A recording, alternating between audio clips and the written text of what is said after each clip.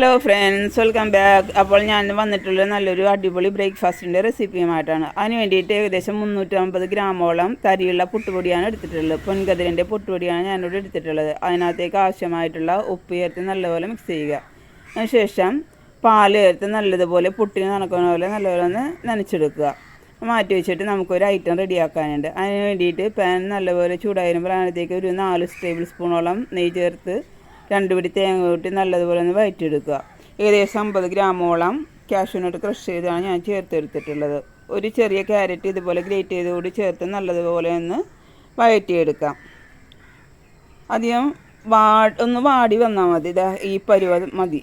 ഇനി നമുക്കിത് ആറിന് ശേഷം നനച്ച് വെച്ചിരിക്കുന്ന പുട്ടുപൊടിയിലേക്ക് ചേർത്ത് കൊടുക്കാം. നല്ലതുപോലെ ഒന്ന് മിക്സ് ചെയ്തെടുക്കാം. നല്ല അടിപൊളി റെസിപ്പിയാണ്. ട്രൈ ചെയ്ത് നോക്കണേ.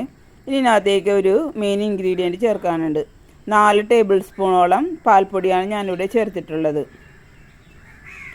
ഇതുകൊണ്ടാണ് ഇതിനെ പാൽപുട്ടെന്ന് വിളിക്കുന്നത് കേട്ടോ. നല്ലപോലെ മിക്സ് ചെയ്തതിന് ശേഷം നമുക്ക് കണയിലേക്ക് ഇട്ട് കൊടുക്കാം. നല്ലപോലെ ഒന്ന് കുക്കായി വരട്ടെ. ഇത് കറിയില്ലാതെ തന്നെ നമുക്ക് കഴിക്കാൻ പറ്റുന്ന ഒരു വിഭവമാണ്.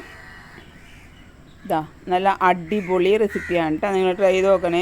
നല്ല ഹെൽത്തിയും എന്നാൽ അതിലേറെ രുചിയുമുള്ളൊരു പാൽപുട്ടിൻ്റെ റെസിപ്പിയാണ് കേട്ടോ. നിങ്ങൾ ട്രൈ ചെയ്ത് നോക്കണേ. അപ്പോൾ ഇന്നും പറയുന്ന പോലെ ഈ ചാനൽ സബ്സ്ക്രൈബ് ചെയ്യാത്തിട്ടുണ്ടെങ്കിൽ പ്ലീസ് സബ്സ്ക്രൈബ് ചെയ്യുന്നതിന് സപ്പോർട്ട് ചെയ്യാനേ, ലൈക്ക് ചെയ്യാനും ഷെയർ ചെയ്യാൻ നിങ്ങൾ വിട്ടുപോകരുത് കേട്ടോ.